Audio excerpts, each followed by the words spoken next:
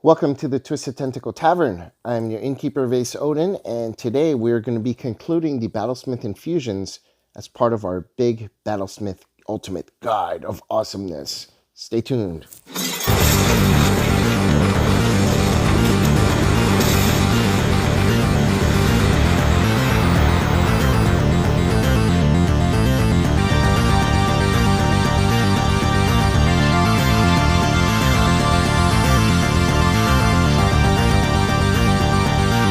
So at level 14, you get some additional items that you can replicate with your infusions.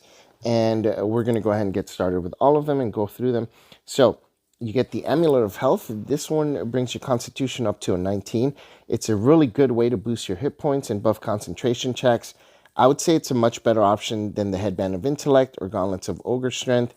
This is because you're probably less likely to have a party member with a con of 18 or more, since it's not really a primary stat. So definitely a good choice. Arcane Propulsion Arm. If you're a Warforged, this is a nice improvement to an arm blade, let's say, because not only is it a magical melee weapon, but you can also throw it and it comes back. It's like a repeating shot as part of it. So that would be pretty cool if you're going for that type of thing. Belt of Hill Giant Strength. This one boosts your strength to 21.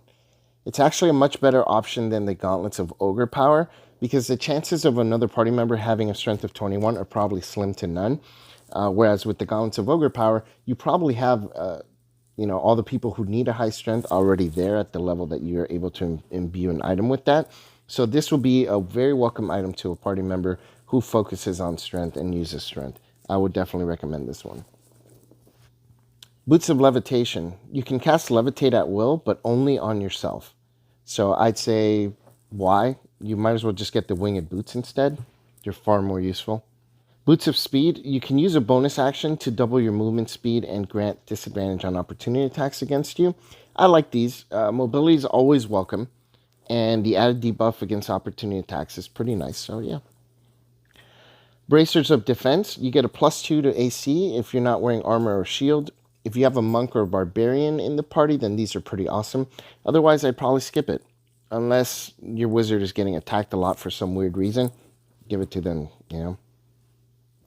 Cloak of the Bat. This one lets you get advantage on stealth while in dim light or darkness. And your hands, if they're free, you can bat-like and fly, but only while in dim light or darkness. And you can also transform into a bat. It's thematic, but few characters have both hands free at most occasions, and the requirement for dim light or darkness is far too situational for this to really make a dependable item, unless you're playing a campaign where you're going to be in this type of environment as a normal thing. So I'd probably skip this unless you're like in an Underdark campaign, and even then I'd still probably consider not taking it because of the 2 free hands requirement. In fact, you get to make Winged Boots, so make those instead. Dimensional Shackles. You can put these on an incapacitated small, medium, or large creature, and they can't escape the shackles. They also can't teleport or plane shift. These can come in handy if you're taking prisoners, but how often is this going to come up? I think it's something where if you know you're going to be trying to capture something and you're planning ahead, then you can make these ahead of time, use them, and then imbue something else when you're done. Because most of the time, you're not really taking prisoners. Unless you're playing in that type of campaign, I guess. The Gem of Seeing. This one lets you cast True Sight 3 times before having to recharge it. The spell lasts for 10 minutes instead of an hour, but regardless, it's still a really good item. It lets you cast a 6th level spell 3 times in a day, and your character class really only lets you get to 5th level spells at level 20. So think about it in that sense, That's actually a really good thing. True Sight, it's a spell that's definitely going to be more useful, especially at this level and higher levels. So I doubt that this will ever be a wasted infusion.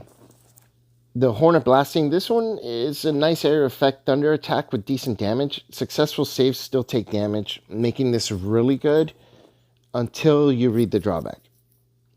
So a 20% chance to explode in your face, dealing you 10d6 fire damage with no save. I mean, that's brutal. And that's a 1 in 5 chance. That's pretty high. Too bad about that limitation. I'd say skip this 100% unless you're one of those people that really like to take risks. Ring of Free Action. Difficult terrain doesn't affect you and magic can't restrain or paralyze you. I like it. At this level, things are constantly trying to put status effects on you.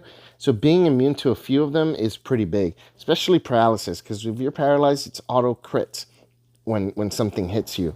So I would probably take this one pretty frequently. Definitely a good idea. The Ring of Protection, a +1 to AC and saves is always good. And it stacks with the Cloak of Protection. So that would give you +2 to AC and +2 to all your saves. That's pretty awesome. For 2 attunement slots, yeah, so what? You get extra attunement slots at this point anyways. So it's really good. Ring of the Ram. This one's a range attack that can do 6d10 force damage on a hit. That's not bad. You only get to do that damage once before having to recharge it. But the damage is significant enough that I would probably give this to like a fighter with limited range attacks. So they have some kind of a ranged attack that's pretty forceful. And, you know, for yourself, maybe if you need it in a pinch, although you can cast spells, so you probably won't need it. So it's good. It's okay. I would say it's okay.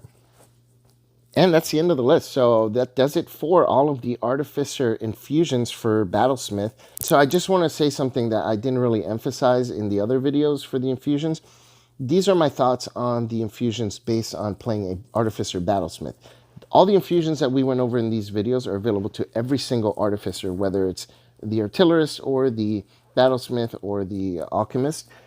So they all get the same infusions, but my opinions on these are based on playing them with a Battlesmith. An Alchemist may have different ideas as to which infusions are going to be better for them. So because I say something is bad, doesn't necessarily mean it's bad as a whole. It just means it's not so good for a Battlesmith in the way that I think the class can be built or can be helpful for. So I hope that clarifies things. Anyways, if you liked the video, please click like or subscribe. So thank you very much for watching, and I'll talk to you guys real soon.